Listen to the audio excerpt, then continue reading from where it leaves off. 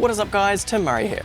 Today we're going to be looking at the Darkglass Aggressively Distorting Advanced Machine once more, however we're going to be looking at this in a bit of a non-conventional way. Before this video starts, a big thank you to this video sponsor, me. I just released a new single on Spotify, YouTube and Apple Music titled Ruminating Thoughts. Be sure to check it out via the links in the description and give me a follow for more metal content in the near future. So as you may know, the Aggressively Distorting Advanced Machine, which I'll refer to as the Adam for the rest of this video, is the brainchild of Adam Nolly Getgood, known for his time as the former bass player of Periphery.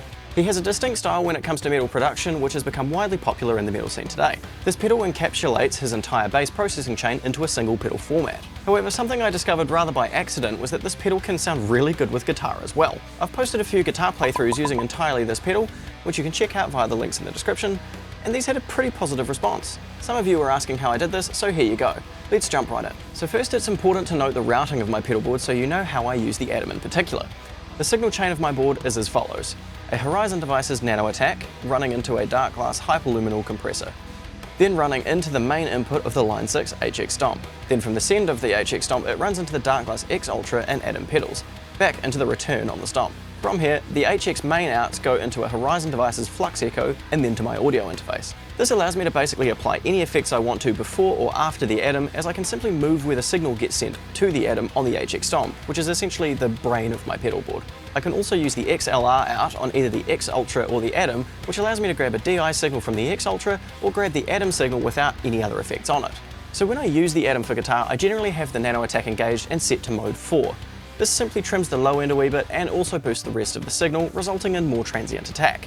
Basically, it accentuates the picking and also pushes the Adam into distorting the signal a wee bit more.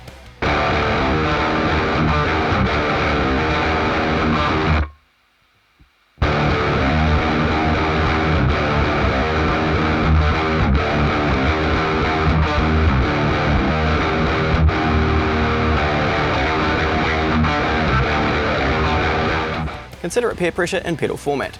I'd highly recommend this pedal and I'll do a dedicated video on it in the future.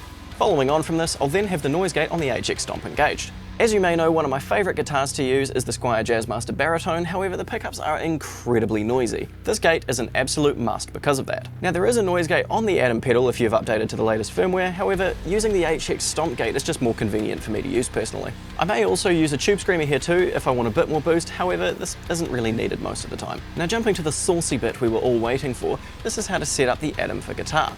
The absolutely essential part of this tone is that you must have the blend control set to 100%. You only want to be hearing the distorted layer on your guitar and not the compressed clean DI signal.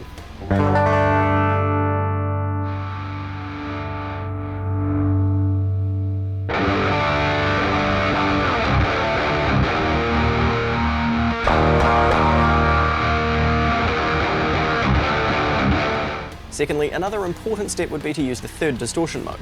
You could use any of the other ones, but the third one seems to have the best character for metal guitar.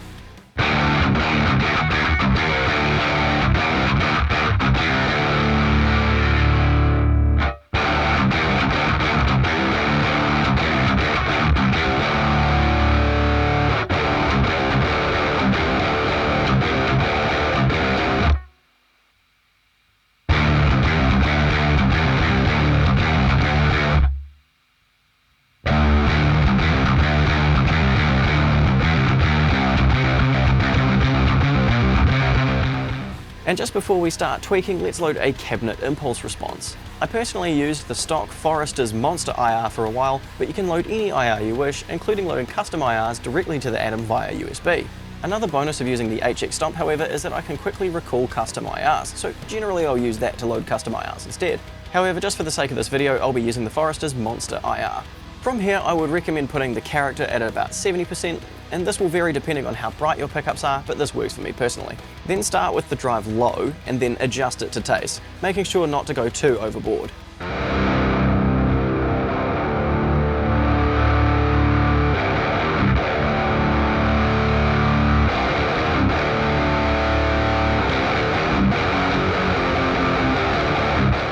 I also boost the fourth frequency EQ a wee bit, though I can't actually recall what that frequency band is. Help me out, post-production Murray. 1.5 kilohertz. Thank you.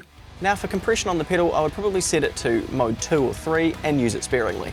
Note that the compressor is before the drive in the pedal signal path, so this affects your dynamics pre-distortion rather than overall. This is great because if I were to compress overall, I'd probably want to use something in Ableton after recording. I've never been a fan of printing too many effects directly onto my tones, though this has been changing now that I'm getting a lot more confident with the gear that I have.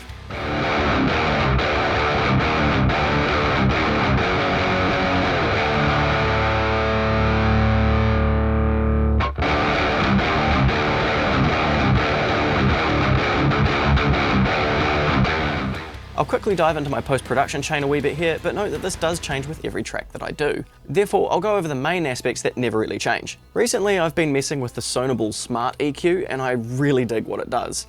Not only does it cater an EQ curve by listening to your incoming signal, you can then alter how much this curve is applied to your audio, and also what frequency ranges it's applied to as well.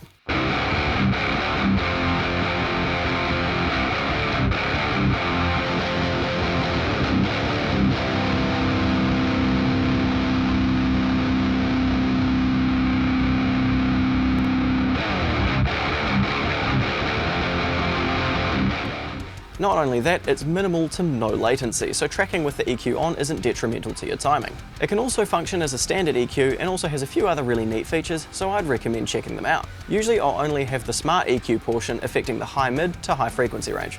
The next aspect that is quite important is the use of the dynamic EQ on the low end. When you palm mute, your tone will tend to have a bigger peak in the low end, which can muddy up the tone overall. But when not palm muting, this isn't an issue. So we'll use a dynamic EQ to only affect the palm mutes. And there are many different plugins that will do this, including a really good one from FabFilter. However, I'll use Isotope Neutron in this instance. Simply drag down on the problem frequency, turn on the dynamic section, and then adjust the threshold until only the palm mutes trigger it.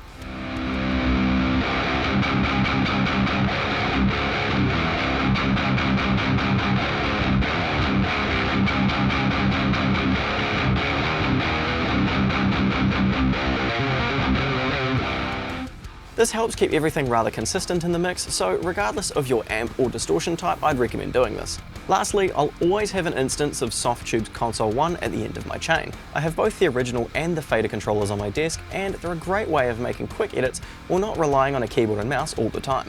I find I use the original controller the most, and I use this to add a bit of saturation and maybe a high pass EQ, and some notches where resonant frequencies peak their head out a wee bit too much. The good thing about the Console 1 controller is that you can load up channel strips and components that are modelled after famous mixing consoles or gear. For example, I use the Empirical Labs Track Pack, which of course has a model of an EL9 Mic E channel strip and a Little Freak parametric EQ and de-esser. Every channel strip has different EQs, drive characters, and compressors, so it mostly comes down to personal preference as to which one you use in your mixes.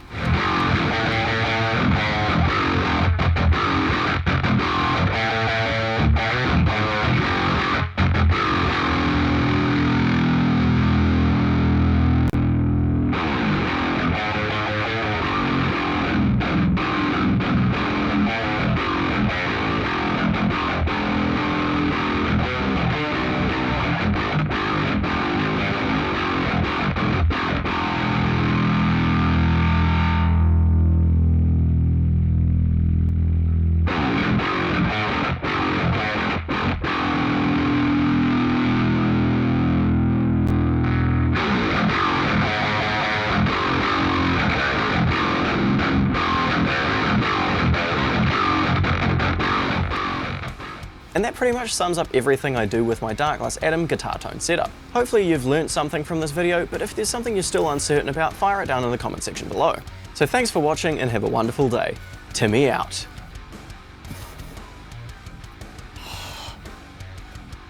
It's much harder to do this with the camera facing this way.